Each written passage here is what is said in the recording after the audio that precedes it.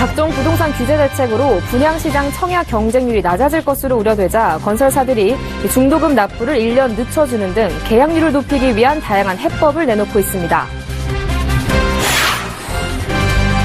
주로 채권에 투자해 수익을 냈던 퇴직연금 시장에 해외 부동산이나 인프라에 투자하는 대체 투자 바람이 불고 있습니다. 지속되는 저금리에 채권 수익률이 떨어져 역마진 우려가 나오기 때문입니다.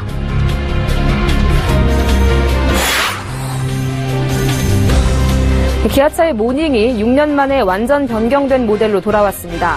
2008년부터 8년간 경차 판매 1위를 달리다 지난해 스파크에 자리를 내준 모닝이 경차 왕좌를 재탈환할 수 있을지 주목됩니다.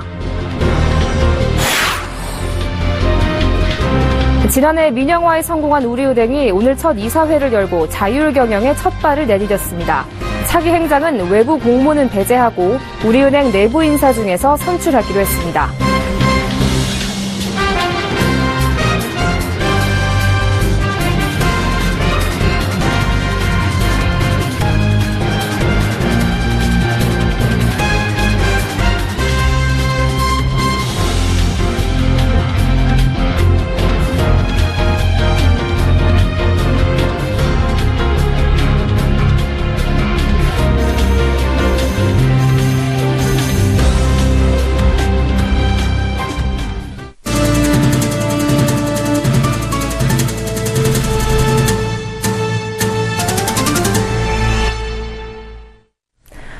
여러분 안녕하십니까? 1월 4일 생경제연장 오늘의 주요 뉴스입니다. 청약 자격 강화, 분양권 전매 금지에 부동산 대출까지 까다로워지면서 분양시장이 실수요 위주로 재편되는 모습입니다. 상황이 이렇다 보니 건설사들이 낮아진 청약 경쟁률이 계약률 저조로 이어질 것을 우려해 다양한 해법을 내놓고 있는데요. 정상신 기자가 보도합니다. 강원도 원주시 흥원면에 분양 예정인 남원주 동양 엠파트 에듀시티. 이 아파트는 중도금 납부 시기를 계약금 납부 후 1년 뒤로 정했습니다. 보통 새 아파트 분양을 받으면 계약금을 내고 3, 4개월쯤 지나 1차 중도금 납부를 해야 합니다. 1차 중도금을 계약 1년 뒤에 내면 초기에 자금 부담이 줄어들 것으로 예상됩니다. 경기도 광주 태전 7지구에 분양한 태전 파크자이 단지에선 대출이자 안심보장 제도를 시행하고 있습니다. 이 단지에선 중도금 대출 금리가 올라도 계약자가 부담할 대출 이자를 최고 3.4%로 제한했습니다. 미국 금리 인상에 국내 금리가 따라오르더라도 중도금 대출 금리 3.4%가 보장되고 인상분은 시행사가 부담하는 겁니다. 건설사들이 중도금 납부를 1년 늦추거나 대출 금리 상한을 정하는 등 계약자들의 초기 자금 부담을 덜어주고 있고 강남 재건축 단지에선 당초보다 3.3제곱미터당 분양가를 200만 원 정도 낮추고 있습니다. 작년 113 부동산 대책 영향으로 지난달 아파트 평균 청약 경쟁률이 한 자릿수대로 떨어지자 시행사와 건설사들이 청약률과 계약률 올리기에 나서고 있는 것입니다. 부동산 114에 따르면 지난해 12월 분양한 아파트 79곳의 1순위 청약 경쟁률은 평균 7.3대 1입니다. 113 대책이 발표되기 전 10월 평균 청약 경쟁률과 비교하면 3분의 1로 줄어든 겁니다.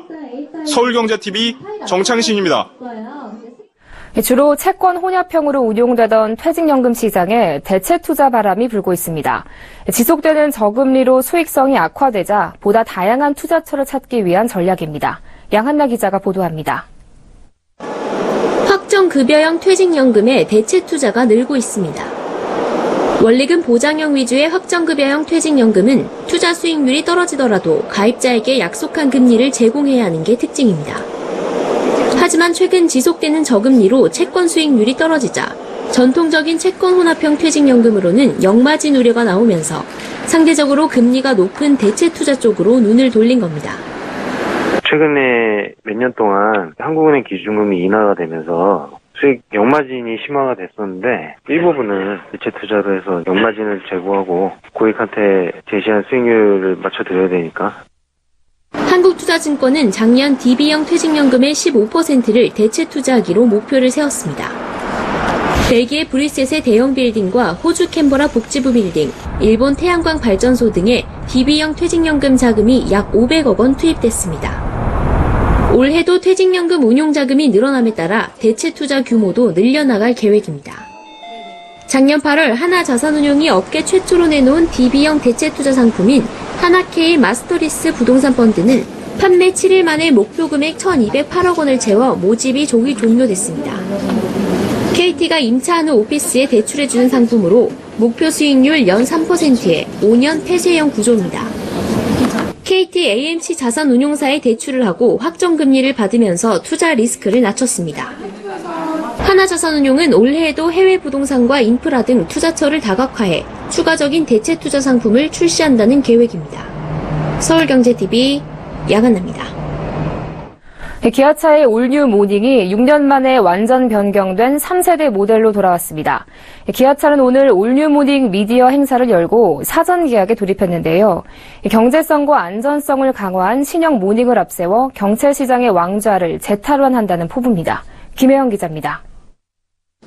2008년부터 8년간 경차 판매 1위를 달렸던 모닝이 더 단단해지고 힘이 세져 돌아왔습니다. 기아차는 오늘 경기도 화성 남양연구소에서 17일 출시를 앞둔 올뉴모닝 미디어 행사를 열었습니다. 우선 확 달라진 외관이 한눈에 들어옵니다. 전면부 헤드램프와 라디에이터 그릴을 연결한 디자인을 적용하고 측면부로 연결되는 붉은색 가니쉬도 포인트입니다. 심장도 바꿔 달았습니다. 자체 개발한 신형 1.0리터 가솔린 카파에코 프라임 엔진을 얹었습니다. 올뉴모닝은 리터당 15.4km로 경차 최고의 연비를 자랑합니다. 초고장력 강판 비중을 기존보다 2배 늘린 44%로 높여 단단한 차체를 구현했습니다. 또 경차로는 유일하게 운전석 무릎 에어백을 포함해 7개의 에어백을 넣었습니다. 오늘 사전 공개 행사에서 정락 현대기아차 총괄 PM 담당 부사장은 경차 이상의 프리미엄 감성 구현을 목표로 개발된 올뉴모닝을 통해 국내 경차 시장에 새로운 패러다임을 제시하겠다고 말했습니다. 기아차는 올해 국내에서 올뉴모닝을 8만에서 9만 대 판매할 계획입니다. 모닝은 2008년에서 2015년 국내 경차 판매 1위를 기록했지만 지난해에는 7만 8,035대를 판매한 스파크에 1위를 내준 바 있습니다. 서울경제TV 김혜영입니다. 과점주주 5곳의 추천으로 지난해 말 새로 선임된 우리은행의 사회이사들이 오늘 오전 첫 이사회를 개최했습니다. 이사회 이후에는 이례적으로 사회이사들이 주관하는 기자간담회를 진행하고 차기 행장 선임 과정을 설명했는데요. 국내 금융권에서 첫 시도되는 과점주주 경영체제에 대한 관심이 높은 데다 차기 행장 인선 문제까지 맞물려 여러 가지 추측과 설이 난무하는 것을 막기 위한 차원으로 풀이됩니다. 정훈규 기자입니다. 지난해 민영화에 성공한 우리은행이 과점주주 추천 사회이사들로 구성된 이사회를 열고 자율 경영에 첫 발을 내디뎠습니다. 특히 이사회 이후에는 첫 번째 임원추천위원회도 개최됐는데 사회이사들은 이후 직접 기자회견을 열고 차기 행장 선임 과정을 설명했습니다. 지난해 말부터 차기 행장에 대한 여러 가지 추측이 난무해 경영이나 영업에 영향을 미치는 것을 차단하기 위한 것으로 풀이됩니다. 우선 행장 지원은 우리은행 내부 출신만 하는 것으로 정했습니다. 은행장 후보군 선정 방법에 있어서는 외부 공모를 배제하고 최근 5년간 우리은행, 우리금융지주 전현직 부행장 및 부서장급 이상 임원과 차기 행장 지원자는 오는 11일까지 지원서를 제출하고 서류 심사와 평판조회, 인터뷰 등을 거쳐 최종 후보가 될 수 있습니다. 차기 행장은 오는 3월 정기주총에서 정식 선임될 예정이지만 사회이사들은 잡음을 최소화하기 위해 이른 시일 안에 최종 후보를 내겠다고 밝혔습니다. 한편 이번 이사회에서는 이사회 내 분과위원회 구성도 마무리됐습니다. 우선 앞으로 이사회를 이끌 의장에는 노성태 사회이사가 선임됐습니다. 노성태 사회이사는 전 하나생명 경제연구원장으로 이사회 운영위원회 위원장도 겸직합니다. 사회이사로 선임될 때부터 관심을 모은 신상훈 전 신한금융지주 사장은 보상위원회와 감사위원회 위원장을 맡기로 했습니다. 은행의 성과 보상 체계와 회계, 내부 통제 시스템을 살피는데 은행통인 신상훈 사회이사가 적임자라는 판단입니다. 이 밖에 리스크관리위원장은 연세대 명예교수인 박상용 사회이사가, 임원추천위원장은 장동우 사회이사가 맡았습니다. 서울경제TV 정훈규입니다. 태양광 발전이나 에너지 저장 장치와 같은 에너지 신산업 활성화를 위해 정부와 기업이 함께 올해 14조 원을 투자합니다. 앞으로 10년간 에너지 신기술을 적용한 스마트 공장 2,000개를 짓고 에너지 저장 장치 ESS 관련 전용 금융 서비스도 시작하게 됩니다. 이보경 기자가 보도합니다. 한국전력과 LG유플러스가 손을 잡고 앞으로 10년 동안 5천억 원을 들여 에너지 신기술을 적용한 클린에너지 스마트 공장 2,000개를 건설합니다. 에너지 저장 장치 관련 전용 금융상품도 처음으로 판매에 들어갑니다. 산업통상자원부는 오늘 서울 양재동 엘타워에서 에너지 신산업 금융투자 간담회를 열고 이 같은 내용의 에너지 신산업 활성화 방안을 발표했습니다. 주영환 산업부 장관은 올해 민간과 힘을 합쳐 에너지 신산업 분야에 지난해보다 25% 늘어난 13조 8천억 원을 투입할 방침이라고 밝혔습니다. 에너지를 가급적 친환경적으로 생산을 하고 효율적으로 사용하겠다는 것이 정부의 그 정책 방향입니다. 그리고 이 두 가지 목표를 동시에 달성할 수 있는 최적의 솔루션이 바로 신재생 에너지, 에너지 저장 장치 등 그 에너지 신산업이라고 생각합니다. 클린에너지 스마트 공장이란 정보통신기술과 에너지 신기술을 적용해 효율성과 생산성을 동시에 높인 공장을 말합니다. 한전과 LG유플러스는 태양광, 에너지 저장 장치, 에너지 관리 시스템, 고유기기 등을 패키지로 스마트 공장을 구축해 에너지 비용을 최대 20% 절감할 계획입니다. 이와 함께 금융기관들은 올해 4조 원대의 에너지 신산업 관련 금융투자 패키지를 선보입니다. 신한은행은 ESS 수요자와 공급자를 대상으로 하는 ESS 전용 대출 상품을, 삼성카드는 이용료만 납부하면 ESS 설치를 할 수 있는 렌탈 상품을 내놓습니다. 서울경제TV 이보경입니다. 해외 가맹점에서 카드로 결제할 때 고객은 해외 결제 수수료를 내야 하는데요. 비자 카드와 유니온페이가 모두 이 수수료를 올리겠다고 카드사에 통보했습니다. 카드사들은 일단 이 해외 결제 수수료 인상분 부담을 고객에 지우지 않고 자신들이 부담하기로 했습니다. 앵커 리포트입니다. 다음 달에도 카드사들이 유니온페이와 비자 카드의 해외 결제 수수료 인상분을 부담합니다. 해외 결제 수수료는 해외 가맹점에서 카드로 결제할 때 고객들이 내야 하는 수수료를 말합니다. 예를 들어 비자 마크가 있는 신용카드로 해외에서 $1,000를 결제하면 결제금의 1%인 $10를 수수료로 더 내야 합니다. 비자 카드는 올해 1월부터 이 해외 수수료율을 1%에서 1.1%로 0.1%포인트 인상하겠다고 카드사에 통보했습니다. 유니온페이도 그동안 해외 결제 수수료를 면제해왔지만 지난해 12월부터 면제 혜택을 끝내고 수수료율도 0.6%에서 0.8%로 0.2%포인트 올리겠다고 밝혔습니다. 이 때문에 유니온페이 사용자는 지난달부터, 비자카드 사용자는 이달부터 수수료를 더 내야 했습니다. 하지만 카드사들은 당분간 수수료율 인상분을 자신들이 부담하기로 했습니다. 통상 카드사들은 수수료율 인상 등으로 고객의 부담이 늘어나면 한 달 전에는 이를 알려야 하는데 카드사들은 아직 수수료 인상분을 고객에게 알리지 않았습니다. 이에 따라 다음 달에도 수수료 인상 부담은 고객에게 돌아가지 않습니다.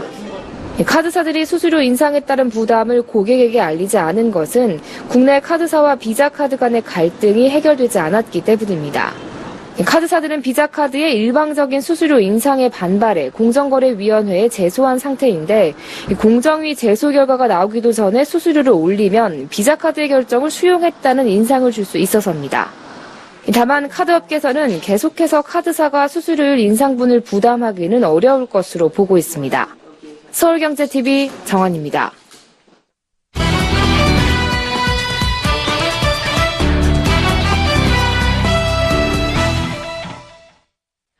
네, 오늘부터 달걀과 달걀을 가공한 제품에 대한 관세가 면제됩니다. 조류 인플루엔자 확산으로 달걀값이 급등하자 정부가 달걀과 달걀 가공품 관세율을 한시적으로 0%로 낮추는 할당 관세 규정을 확정한 건데요. 정부는 우선 급한 대로 수입에 장애 요소가 많은 신선란보다 운송 등이 비교적 쉬운 달걀 가공품을 위주로 수입을 추진하기로 했지만 정부의 이 같은 결정에 반발하는 목소리도 적지 않습니다. 그래서 오늘 투데이 포커스에서는 이 달걀 값을 잡기 위한 정부의 수입 계획은 어떤지 또 이에 반대하는 의견은 무엇인지 알아보겠습니다. 금융증권부 김성훈 기자 나와 있습니다. 안녕하십니까? 안녕하세요. 자, 오늘부터 이 달걀과 달걀 가공품에 대한 관세가 면제가 된다는데 이게 정확히 어떤 조치입니까? 네, 정부는 어제 국무회의를 통해 기존의 관세율이 8에서 30% 정도 되던 신선란, 달걀액, 달걀가루 등 8개 품목에 대한 관세를 6월 30일까지 면제하기로 했습니다. 달걀 수입된 항공운송료도 절반을 정부가 지원할 방침입니다. 정부가 수입을 추진하는 달걀 물량은 총 9만 8천 톤입니다. 국내에서는 현재 신선란과 달걀 가공품 등을 합쳐 연간 68만 톤 정도를 소비하고 있는데 9만 8천 톤은 대략 2달치 소비량에 해당하는 규모입니다. 이 중 신선란은 수입량의 36%인 3만 5천 톤 정도로 개수로는 7억 개가량 되며 약 20일치 국내 달걀 소비량에 해당합니다. 신선란의 수입 비중이 상대적으로 적은 것은 신선란의 경우 운송비가 많이 들어 수입산 가격이 국산과 비슷하거나 더 높을 수 있기 때문입니다. 농림부 관계자는 현재 신선란 소비자 가격이 개당 270원인데 개당 300원이 넘어서야 수입이 가능할 것으로 보인다고 밝혔습니다. 국내 연간 소비량의 20%를 제빵업체 등 가공업체들이 사용하고 있고 이 중 대부분이 달걀 가공품으로 대체될 수 있다는 점도 신선란 수입 비중을 낮춘 원인입니다. 무관세 달걀 실수요자 배정 방식으로 할당되기 때문에 정부는 내일 관련 업계와 간담회를 열어 의견을 모은 뒤 6일 구체적인 할당 계획을 발표하기로 했습니다. 네, 정부가 이렇게 무관세 이 카드까지 꺼내들 정도면 상황이 상당히 심각하다는 건데요. 현재 이 AI로 인한 피해가 어느 정도입니까? 네, 고병원성 조류 인플루엔자, 즉 AI로 인해 살처분된 닭과 오리의 규모는 AI 발생 48일이 지난 후 3천만 마리를 넘어섰습니다. 이로 인한 경제적 손실은 1조 원에 육박하는 것으로 추정되는데요. 특히 알을 낳는 닭인 산란개가 전체 사육 규모 대비 32% 이상 살처분되면서 계란 가격이 급등했습니다. 한국농수산식품유통공사에 따르면 AI 발생 후 30개 계란 한 판 가격이 작년 12월 8일 5,768원을 기록하면서 처음으로 같은 기간 평년 가격을 넘었고 어제 기준으로는 8,300원대까지 올랐습니다. 지난해 12월 8일부터 올해 1월 3일까지 달걀값이 평년보다 높았던 기간의 평균 가격을 계산해보면 계란 한 판당 평균 1,300원 넘게 오른 셈입니다. AI 발생으로 인한 공급 감소를 감안해 평균 소비량을 3,500만 개가량으로 추산하면 소비자들이 AI 이후 추가 지불한 달걀값만 지금까지 430억 원에 달합니다. 현재 AI가 더 이상 확산되지 않는다고 하더라도 산란달걀 피해를 회복하려면 적어도 6개월 이상 걸린다는 것이 농림식품부의 의견입니다. 네, 상황이 심각하다 보니까 이 수입 지원만으로는 한계가 있을 것 같은데요. 정부는 추가적인 지원 계획을 가지고 있습니까? 네, 있습니다. 정부는 보다 빠른 수급 안정을 위해서 미국산 신선란을 수입할 때 필수 요건인 해외 수출 작업장 등록 신청 절차를 간소화해서 가능한 한 당일 처리하기로 했습니다. 지금까지는 신선란 수입이 없어 등록된 달걀 해외 수출 작업장이 없었기 때문입니다. 검역, 위생증명서 마련과 관련해서도 미국 정부 등 수출국과 협의해 빠른 시일 내에 마무리한다는 방침이며 수입 시 검역과 검사, 통관 등 관련 절차도 단축하기로 했습니다. 한국농수산식품유통공사에서는 그동안 식용 신선란 수입 사례가 전무했던 만큼 관련 정보 파악에 어려움을 겪는 수입업체를 위해 달걀 수입 관련 정보를 제공하고 자체 수입 역량이 부족한 소규모 업체를 위해서는 할당 관세 적용 물량 확보와 수입 절차 컨설팅 등 수입 과정 전반도 지원할 방침입니다. 달걀 유통 활성화를 위한 조치에도 나섭니다. 달걀 수요가 집중되는 설 명절에 대비해 농협 등을 통한 집중 공급 방안을 마련하고 지역별 수급 불균형 여부를 수시로 파악해 추가 공급하기로 했습니다. 네, 설 명절을 앞두고 정부도 만반의 준비를 하고 있는데요. 하지만 정부의 이런 조치에 반발하는 의견도 있다면서요. 네, 정부의 이러한 대비책에 기대를 걸고 있는 업체나 소비자들도 있지만 정부의 대책에 반발하는 목소리도 나오고 있습니다. 수입 달걀과 달걀 가공품의 냉장, 운송 비용 등을 생각하면 항공운송료를 면제받는다 해도 제조 단가가 제품가보다 비싸질 수 있다는 겁니다. 생산자 단체도 달걀 수입에 반발하고 있습니다. 대한양계협회는 농가들은 달걀값 인상을 최대한 자제하고 있다며 달걀보다는 알을 낳을 수 있는 병아리 수입을 더 지원해달라고 주장하고 있습니다. 이에 따라 정부는 산란계를 조기에 공급하기 위해 살아있는 병아리 50여만 마리를 항공기로 수입하는 방안도 추진하기로 했습니다. 네, 조류 인플루엔자가 가져온 달걀값 파동에 대한 정부의 대책과 업계의 시선까지 알아봤습니다. 지금까지 김성훈 기자와 함께했습니다. 오늘 말씀 잘 들었습니다. 감사합니다.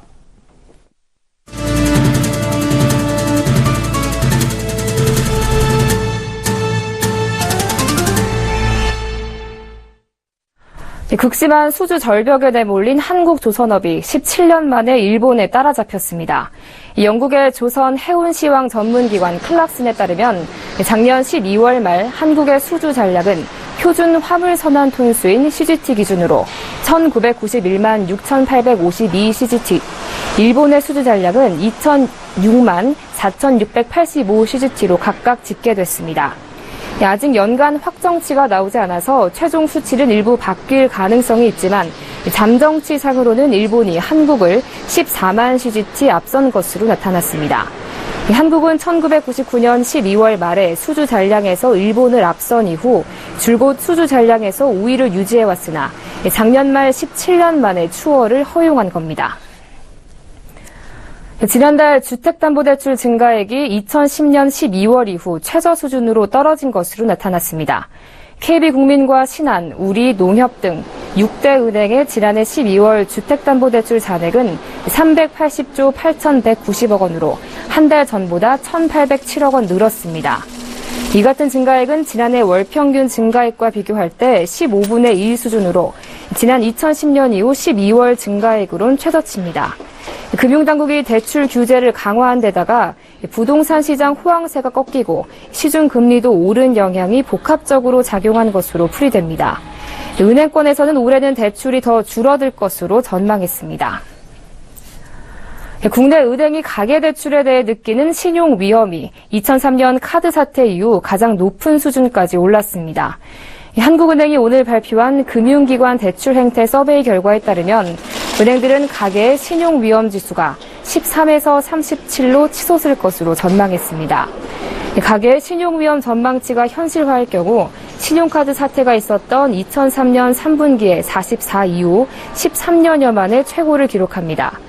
은행들은 부채 증가에 따른 취약계층의 재무 건전성 악화, 소득 개선 제약, 대출금리 상승에 따른 채무 상환 능력 약화 등으로 가계 신용 위험이 커질 것으로 예상했습니다. 주택산업연구원은 이달 주택사업 체감지수가 지난달보다 소폭 개선됐지만 50을 밑도는 부진함이 이어질 것으로 예상했습니다.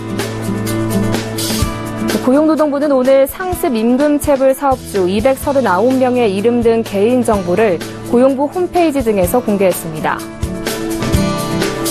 한국소비자원은 상조회사와 계열 여행사들이 선불식 할부거래 여행 상품을 판매한 후 여행 서비스를 제공하지 않는 사례가 잇따르고 있다며 주의를 당부했습니다.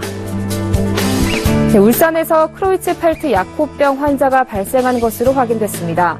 보건당국은 이 환자가 인간 광우병으로 불리는 변종 크로이츠펠트 약호병과는 관련이 없다고 결론을 내렸습니다.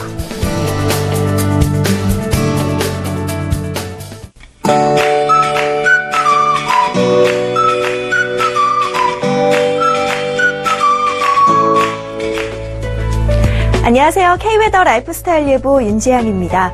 연초부터 미세먼지가 말썽입니다. 내일도 오전까지는 강원 영동을 제외한 전국에서 한때 나쁨 단계로 예상돼 호흡기 관리에 계속해서 신경을 쓰셔야겠고요. 오후부터는 청정한 동풍 기류의 영향으로 전국이 보통 단계를 보이겠습니다. 또 동풍의 영향을 받는 동해안에는 비나 눈이 오겠습니다. 강원 영동과 경북 북부 동해안은 새벽부터, 그 밖에 영남 동해안은 낮부터 내리겠고요. 늦은 밤에 대부분 그치겠습니다. 제주도는 기압골의 영향으로 오후부터 밤 사이에 비가 오겠는데요. 동해안과 제주도에 예상되는 비의 양은 5mm 안팎으로 적겠습니다. 다만 기온이 떨어지는 밤에는 강원 영동과 경북 북동 산간에 눈이 내려 쌓이는 곳이 있겠는데요.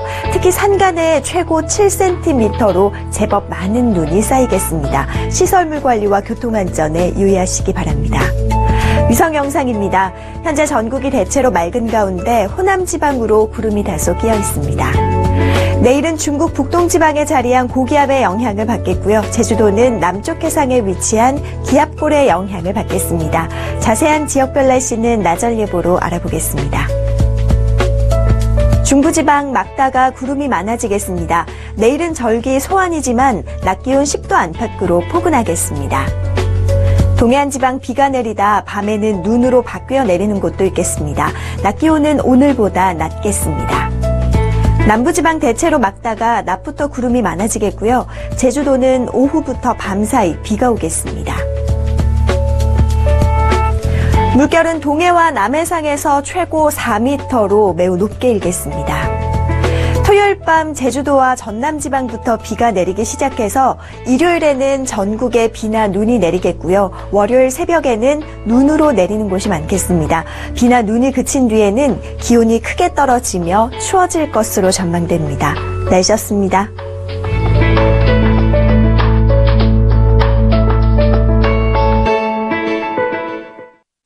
네, 생 경제 현장 오늘 준비한 소식 여기까지입니다. 시청해주신 여러분 고맙습니다.